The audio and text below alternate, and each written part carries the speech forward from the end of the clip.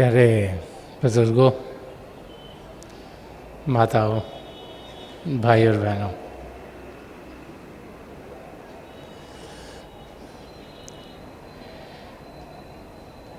दिन भर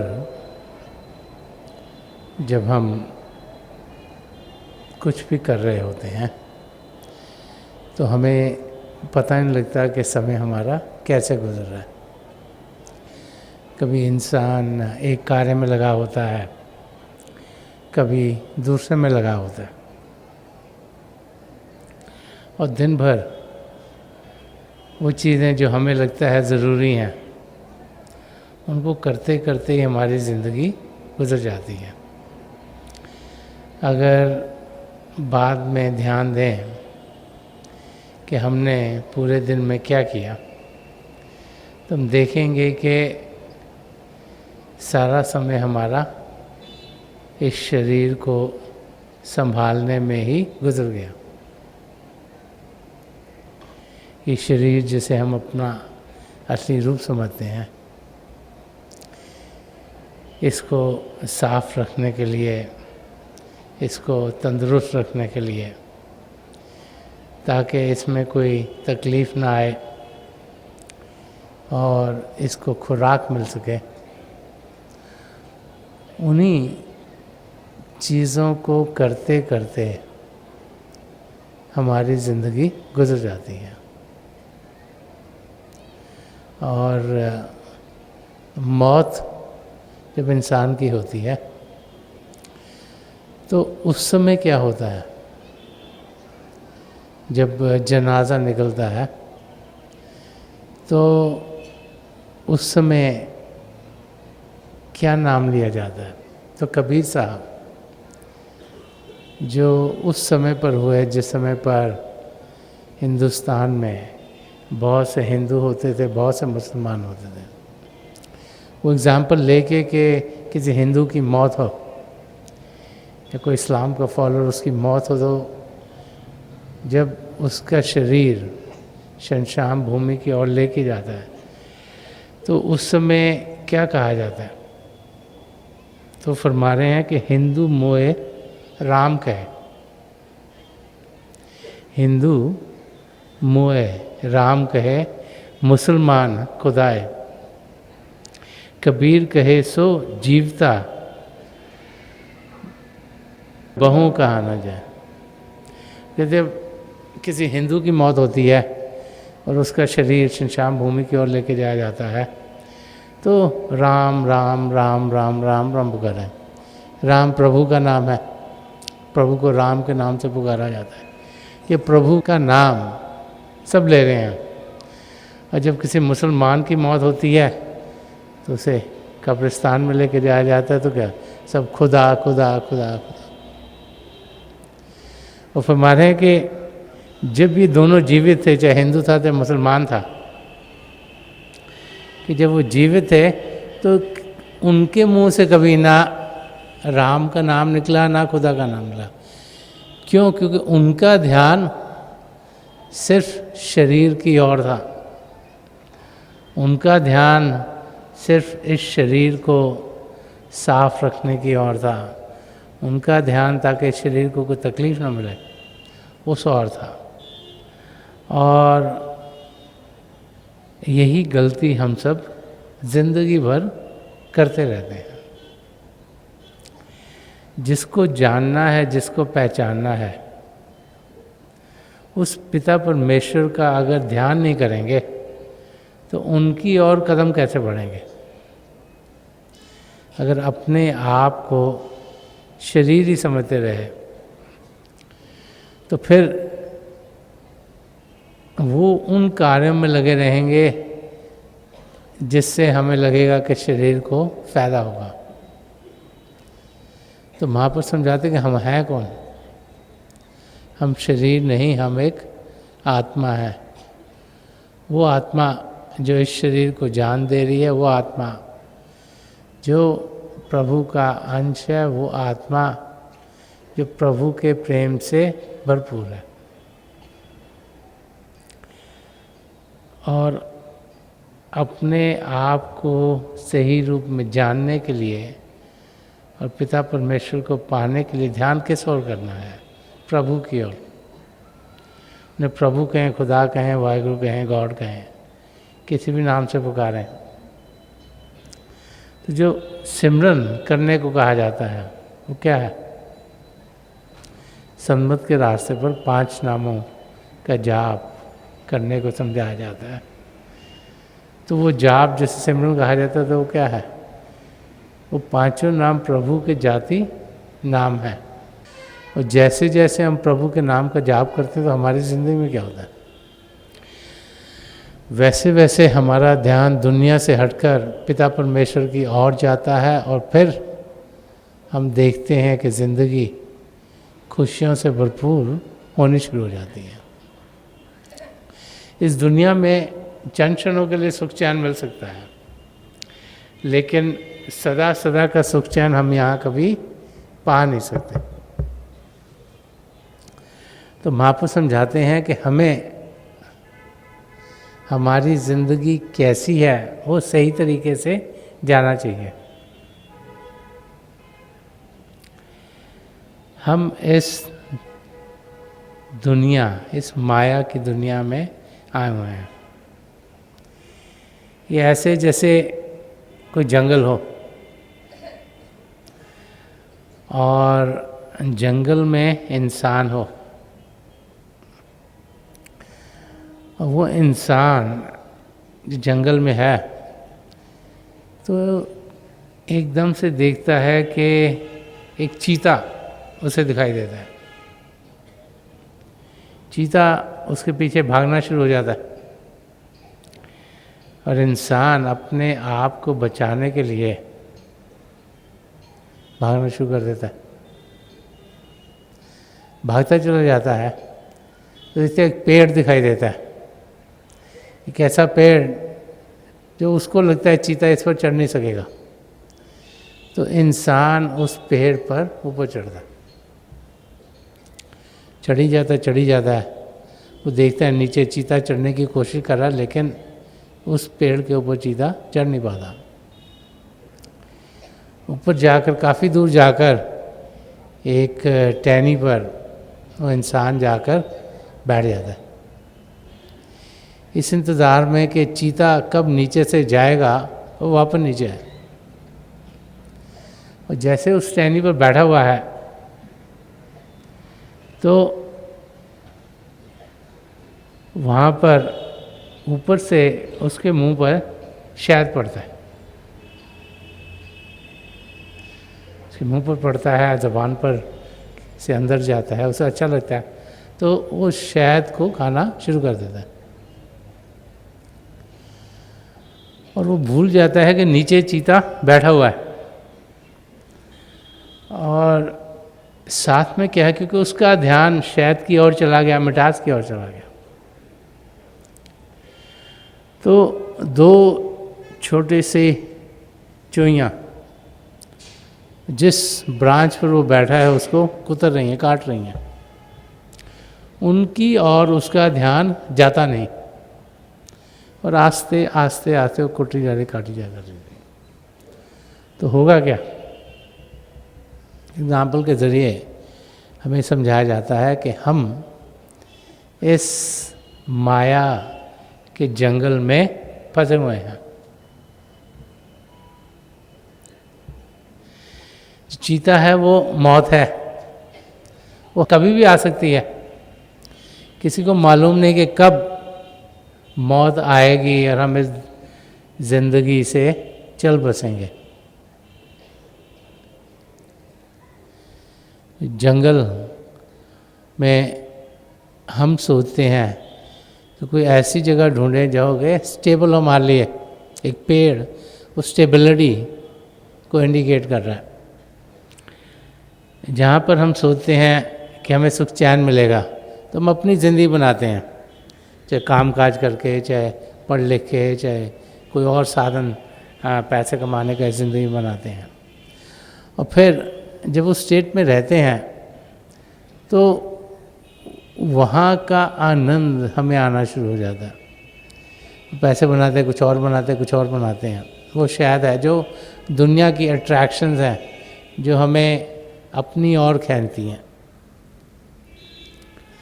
और जो दो छोटी छोटी चुईयाँ हैं वो नाइट और डे है, दिन और रात, ये रोज़ाना चलता जा रहा है। तो रोज़ दिन होता है, रोज़ रात होती है, रोज़ दिन होता है, रोज़ रात होती है। तो जो समय हमें मिला है इस धरती पर रहने का, वो आस्ते आस्ते आस्ते आस्ते कटता चला जा रहा है। और एक ऐसा समय आएगा जबकि टहनी टूट जाएगी जो टाइम को इंडिकेट कर रही है। हम नीचे गिरेंगे तो चीता हमें खाएगा। कि मौत का समय नज़दीक आ रहा है जैसे जैसे समय गुजरता जा रहा है। और अगर सिर्फ हम बाहर की चीज़ों की ओर ही ध्यान देते रहे तो असलियत जो हम पाने के लिए यहाँ आए हैं उसकी हमें कभी जानकारी नहीं होगी। तो महापुरुष हमें समझाते हैं कि हमने असलियत को जानना है, जानना है कि हम शरीर नहीं, हम आत्मा है। वो आत्मा पिता परमेश्वर का अंश है और उस आत्मा ने प्रभु से मिलाप करना है। आत्मा का मिलन प्रभु में होना चाहिए, तभी ये ज़िंदगी सुखद होगी, तभी सही मायनों में जिस कार्य के लिए हम इस धरती पर आए हैं वो पूरा हुआ। तो उस और हमने कदम बढ़ाने हैं।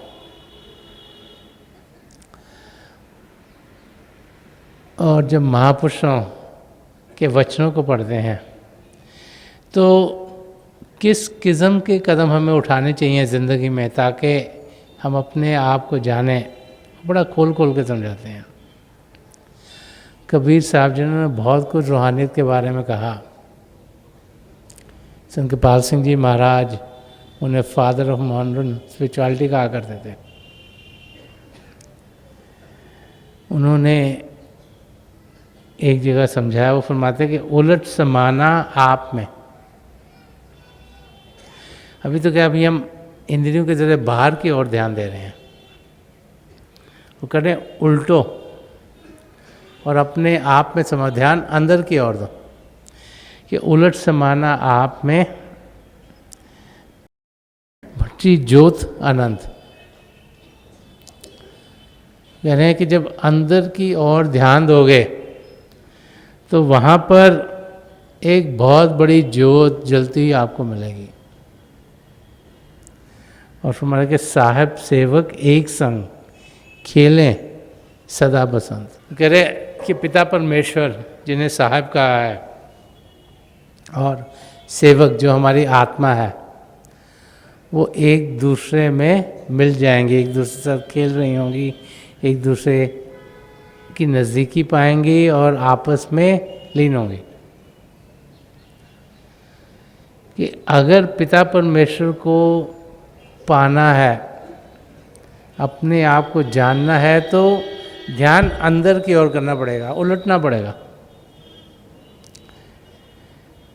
रूहानियत के खजाने हैं सब हमारे भीतर हैं।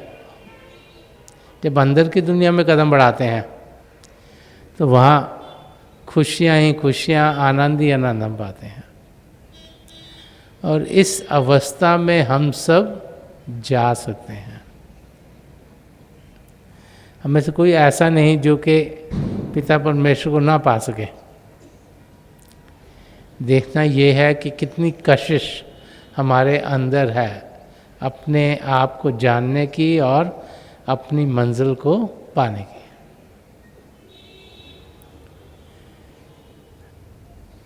प्रभु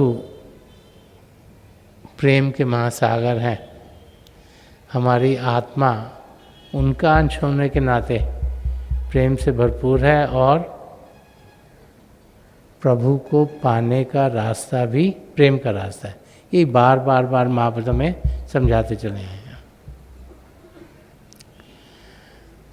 तो उस प्रभु के प्रेम का अनुभव किया जा सकता है, यही महापुरुष में समझाते हैं। वो तब होगा जब ध्यान बाहर की दुनिया से हटकर अंदर की दुनिया में जाएगा, जब असलियत की ओर हम कदम बढ़ाएंगे। और जैसे जैसे कदम उस ओर बढ़ाएंगे तो हम देखेंगे कि कैसे हम अपने आप को प्रभु से अलग नहीं पाते। इस समय तो हम सब यही सोचते हैं कि हम सबसे अलग हैं और पिता परमेश्वर से भी अलग हैं। अलग अलग दीवारें इंसान ने खड़ी की हुई हैं, धर्म की, सोसाइटी की, देशों की, कल्चर्स की, पढ़ाई लिखाई की, अलग अलग दीवारें हैं करके हम उन दीवारों को पार नहीं कर पाते। हम सोचते सब अलग अलग हैं, इस कंपाउंड वाले एक जैसे हैं, उस कंपाउंड में एक जैसे हैं, उस कंपाउंड में एक जैसे हैं। लेकिन महापुरुष समझाते कि हम सब असल में एक ही हैं। और आगे एक जगह और कबीर साहब फरमाते हैं, वो समझा रहे हैं कि दीवारें क्या हैं। और बड़ा सिंपल सा एग्जाम्पल जैसे कह रहे हैं, जल में कुंभ, कुंभ में जल है, बाहर भीतर पानी। कुंभ पिक्चर को कहते हैं, सराय को। वो कह रहे हैं जैसे सराय के अंदर पानी है और उस सराय को लेके बहुत से पानी, जैसे टब ऑफ वाटर या कहीं पे डाल दिया जाए, यहाँ बहुत सा पानी है, तो कह रहे हैं कि सुराही के अंदर पानी है और सुराही पानी में डूबी हुई है। फिर कह रहे हैं कि फूटा कुंभ जल जमा समाया, कि अगर वो पिक्चर को तोड़ दिया जाए, सुराही को तोड़ दिया जाए, तो क्या होगा कि जो अंदर का पानी है और बाहर का पानी एक ही हो जाएगा। और ये कह रहे हैं ये तत्व है ज्ञानों, मतलब यही रियल ज्ञान है कि हमारी आत्मा वो प्रभु के रूप में बनी हुई है, प्रभु का ही अंश है, प्रभु से अलग नहीं, लेकिन इस शरीर में है। ये शरीर एक किस्म की एक पिक्चर है, सुराही है जिसमें कि आत्मा है, और वो सुराही पिता परमेश्वर ने जो ये भव सागर बना उसमें डूबी हुई है। इस शरीर से हमने ऊपर उठना है, अब ऊपर उठेंगे। अब ऊपर उठने का मतलब नहीं कि यहाँ पे बाहर जाएंगे, ऊपर उठने का मतलब है कि कॉन्शियस हमारी चेतनता और चेतन होगी, और जब वो होगा तो फिर पिता परमेश्वर में ये अपने आप जाकर लीन हो जाएगी। तो महापुरुष जब जब आए हैं उस एज के एग्जाम्पल लेकर असलियत क्या है उन्हें हमें दर्शाते चले आए हैं। तो कबीर साहब ये सुराही और पानी का एग्जाम्पल लेके ही समझा रहे हैं कि अंदर के पानी और बाहर के पानी का फर्क नहीं। आगे एक और जगह अभी ऐसे ही फरमा रहे हैं कि हैरत हैरत है सकी, हैरत बया हराए, बूंद समानी सुंद में सोकित हैरत जाए। कहने कि मुझे हैरत है, मैं असलियत को ढूंढने की कोशिश कर रहा हूँ। और कह रहे हैं कि जब वो बूंद समुद्र में जाकर मिल जाती है तो उस बूंद को फिर ढूंढा नहीं जा सकता, क्योंकि वो खुद समुद्र का हिस्सा बन गई, उससे अलग नहीं है। अब बहुत बार क्या होता है कि अगर हम पानी की ओर ही देखें, जैसे समुद्र है, उसमें से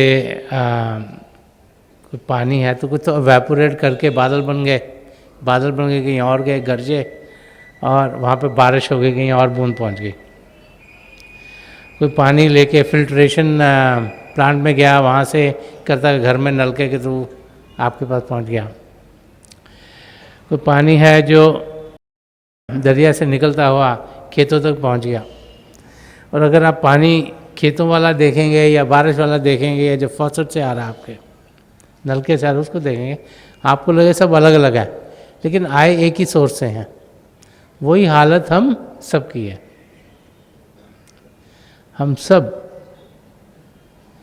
पिता परमेश्वर के ही रूप हैं, अगर हम असलियत की जानकारी पाएंगे।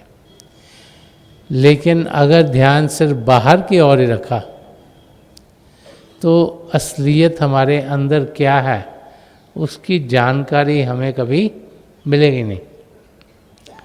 तो वहाँ पर बार बार समझाते हैं कि हम अंदर की दुनिया में बढ़ें, असलियत को पाएं, और जब असलियत को पाएंगे तो यही देखेंगे कि हम में और पिता परमेश्वर में फ़र्क नहीं, और हम में और जीवों में फ़र्क नहीं।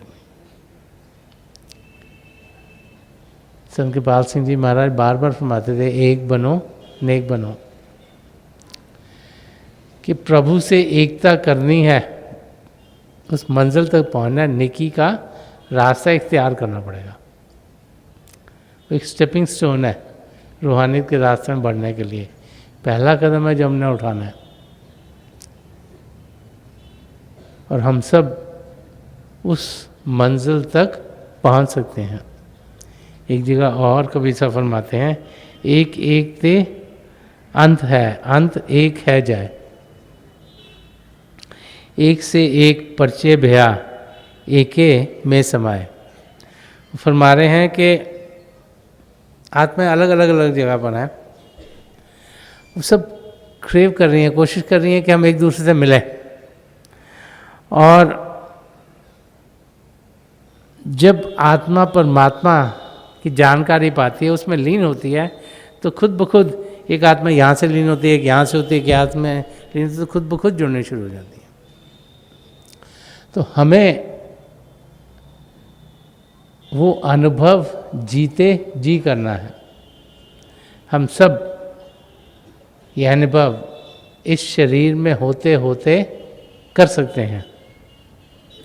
जो सन्मत का रास्ता है, जिस सूरज शब योग कहा गया है, वो सूरज जो हमारी आत्मा का भारी रूप है, उसका शब के साथ मिलाप का रास्ता है। और उस रास्ते पर चलने के लिए हम किस धर्म के हैं, किस देश के वासी हैं, किस किस्म की हमारी बैकग्राउंड है, उसका कोई फर्क नहीं पड़ता। संत कृपाल सिंह जी महाराज बहुत बारी फरमाते थे, every saint has a past and sinner a future. चाहे हमारी ज़िंदगी में कितनी त्रुटियां ना हों, कितनी तकलीफ़ें ना आई हों, कितनी खराबियां हमने ना की हों, हम सब अपनी मंजिल तक पहुंच सकते हैं। हमने अपना ध्यान असलियत की ओर करना है। अगर ध्यान सिर्फ इस माया की दुनिया की और ही रह गया, तो फिर सारी जानकारी जो कि हम पा सकते हैं, उसे पाए बगैर ही हम इस धरती से चल बसेंगे, और आत्मा फिर से 84 लाख जिया जून में चक्कर काटने शुरू हो जाएगी। हम सब एक ही हैं, क्योंकि हम सब एक ही पिता परमेश्वर की संतान है। उसे अलग अलग नामों से पुकारा गया है, अलग अलग भाषाओं में पिता परमेश्वर को अलग अलग नाम दिए गए हैं।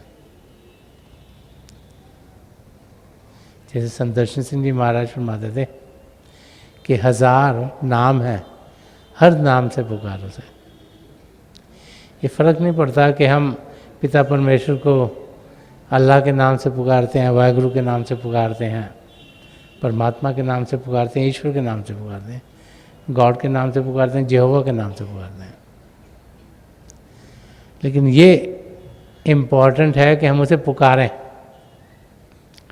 किसी भी नाम से पुकारें। जब हम कदम पिता परमेश्वर की ओर बढ़ाते हैं, तो हम देखते हैं कि हज़ारों कदम पिता परमेश्वर की नज़दीकी हम पाते हैं। वो तो हमारे बहुत नज़दीक है, हमारे अंदर बैठे हुए हैं, उनसे तो और कोई नज़दीक हो नहीं सकता। ये हमारी कमज़ोरी है कि हम उनको पहचानते नहीं, उन तक पहुंच नहीं पाते। तो आज के दिन मेरी पिता परमेश्वर के चरण कमलों में जो पिछली सेंचुरी के महापुरुष हैं, हजूर बाबा सावन सिंह जी महाराज, परम संत कृपाल सिंह जी महाराज, दयालपुर संत दर्शन सिंह जी महाराज, उनके चरण कमलों में यही प्रार्थना है कि हमारा ध्यान वो पिता परमेश्वर की ओर करें, हम असलियत की जानकारी पाएं, अपने कदम हम अपनी मंजिल की ओर बढ़ाएं। हम सब की मंजिल एक ही है, वो मंजिल हमारे भीतर है। जब अंदर की दुनिया में बढ़ेंगे तो उस मंजिल को हम ज़रूर पा सकेंगे। और इन महापुरुषों के चरण कमलों में यही प्रार्थना है कि उस मंजिल तक हम जल्दी से जल्दी पहुँचें।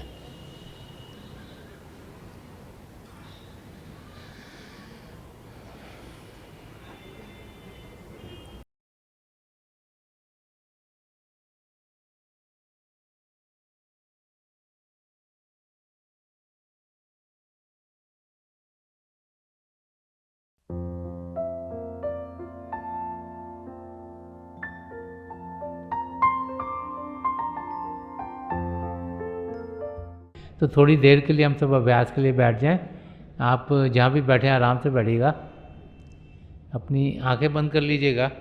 ये जो आई बॉल्स आँखों के डरने सीधे सामने फोकस हो, जैसे हार्ट से सामने आप फोकस हो। आंखें बंद करते ही वो भाई बहन जिन्हें नाम की देन मिली आप सिमरन कीजिएगा। और जो भाई बहन यहाँ नए हैं, आप पिता परमेश्वर के किसी भी जाति नाम का जाप कीजिएगा। जाप मन ही मन करना, ऊंचा नहीं दोहराना। मेरी प्रभु के चरण कमलों में और जो पिछली संचय के महापुरुष हैं, हजूर बाबा सावन सिंह जी महाराज, परम संत कृपाल सिंह जी महाराज और दयाल प्रसन्न दर्शन सिंह जी महाराज के चरण कमलों में यही प्रार्थना है कि जो जो हम सबके लिए बेहतर हो, ये महापुरुष हमें दें, हमें सबके साथ जोड़ें और हमारे भीतर प्रभु की ज्योत के हमें दर्शन करवाएं। थोड़ी देर में मैं आपको इस बैठक से उठाऊंगा और मेरी शुभकामनाएं आप सबके साथ हैं।